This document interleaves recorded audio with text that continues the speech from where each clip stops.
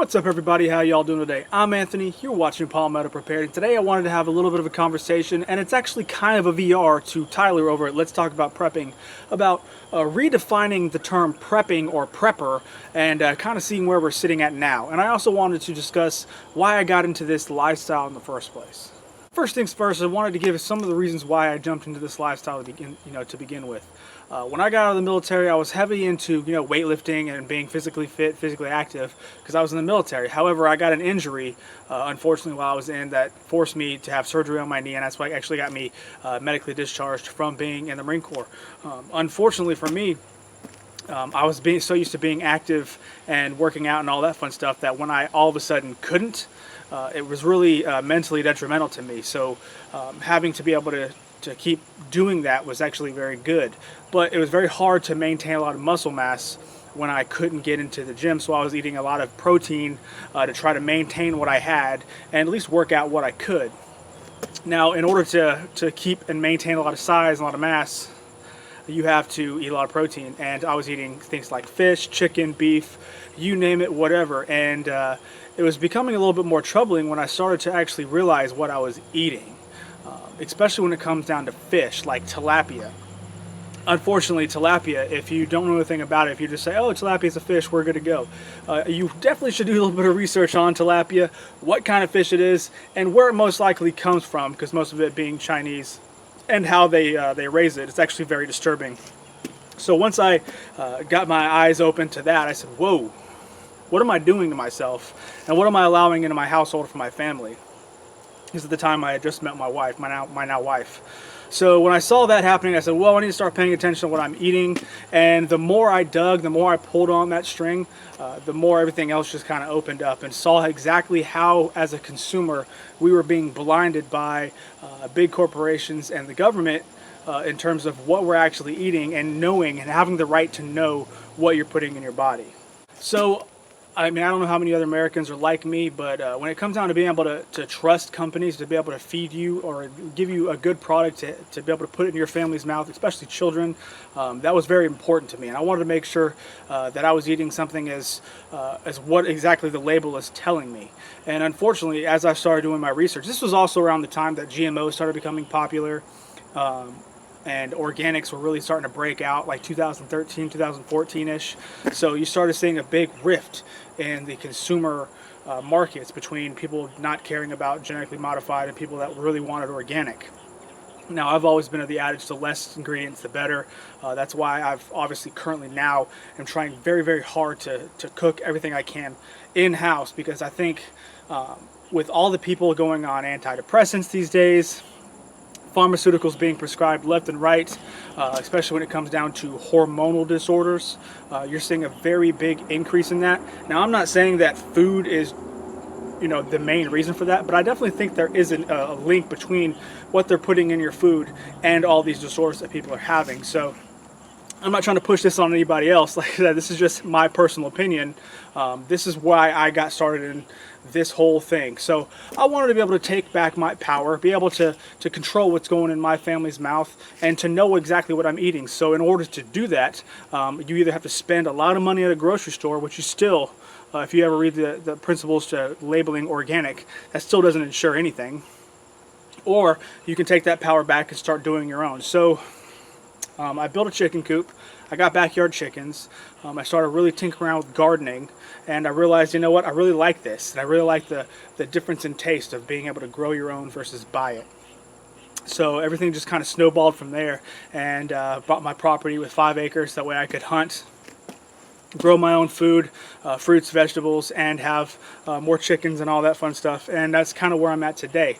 Now, when it comes down to the original thing, for Tyler, the redefining the word prepper, I never really liked the term prepper, because we always hear the term prepper as that crazy guy who's wearing a tinfoil hat, who's in a bunker with 10 years of food behind him, and probably smells kind of bad and drinks his own recycled urine, that kind of thing.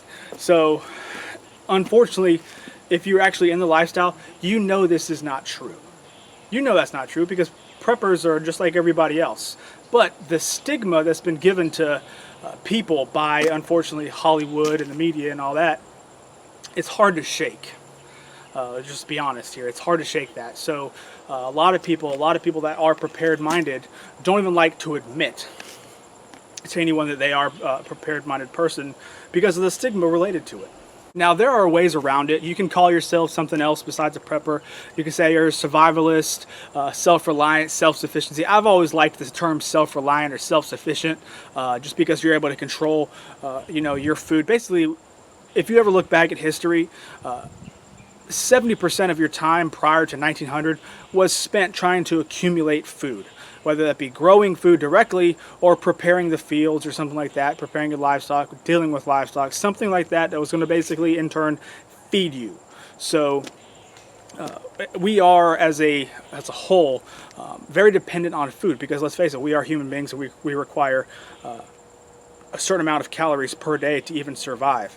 So food is obviously going to be in the forefront. That's why I push it the way I do.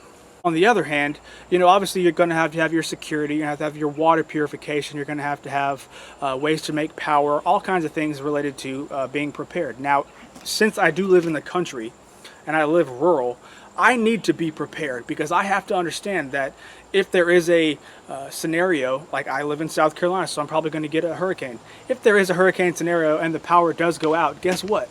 I live out in the country. I am not a priority like the town is. The town closest to me is the priority. The cities, the towns first, and then they'll come and play with the rural folks who live off dirt roads at the end of a dirt road.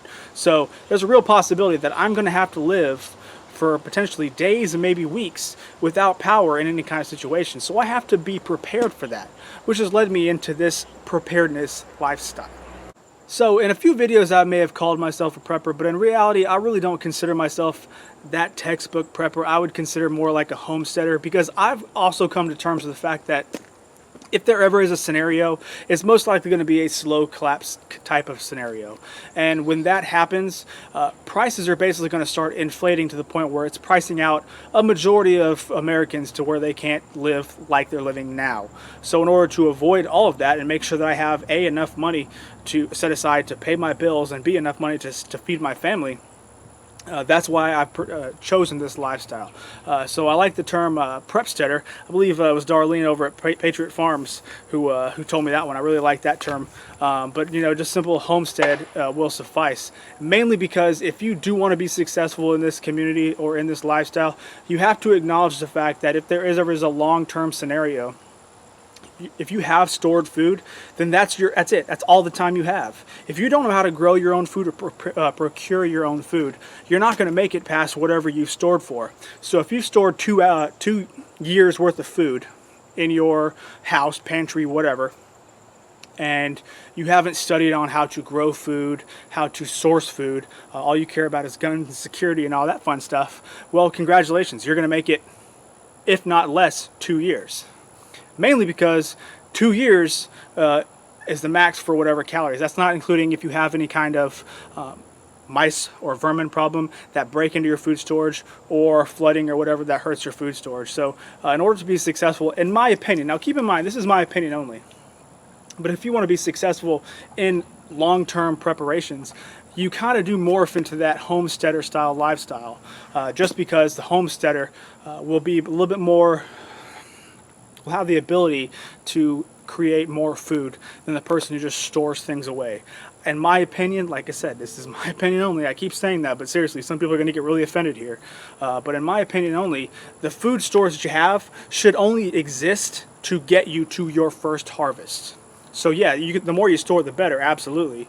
But the whole thing exists so you can set up your own food system around your area. So if you live in an apartment or a suburban area, you really have to think how you're going to be able to create all your own food in your spot, or you're going to have to move to an area that you can do that.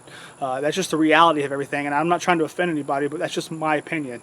So if you have any other thoughts on it, please comment down below, and we can have a civil discussion about it. I'm not here to try to call anybody out or any of that sort. I'm just saying this is what I think. If you have any other differing opinions, please, like I said, drop it down below. But in the grand scheme of things, that's exactly what I kind of wanted to get through with this video, and what Tyler was talking about redefining the term prepper. because a lot of people automatically think the Hollywood Discovery Channel version of going, as far down the rabbit hole as possible, when in reality, when I teach certain people about being prepared, it's basically what I call FEFOM, fire extinguisher frame of mind. If you have a fire extinguisher in your house, does that make you nuts? No. Does that make you a conspiracy theorist? No. It means you're responsible and you acknowledge the fact that there's probably going to be, there can be a fire in your home. So it would be responsible of you to be a responsible adult to have a fire extinguisher in your house somewhere to be able to handle that. So does that make you crazy for having that? Absolutely not. Same principle when it comes to carrying a firearm. If you have the ability to do so, being able to have a pistol on you to protect your family. Do you think that when you go outside there's going to be some sort of whatever robbery that you're going to need to draw your weapon? No, of course not. But you'd like to know that you have the power to protect yourself if you can. Same principle applies. So if I had to redefine the term prepper, that's what I would want it to mean. But we don't live in that kind of world. We live in a world of reality and realism. So I like the term prepsteader or homesteader because in the terms of long-term preparing, that's what I'm going for. Hope you enjoyed my rant. I hope you made it this long. If you did, please give me a thumbs up. Subscribe to my channel if you haven't, and I'll catch y'all later, all right? Bye.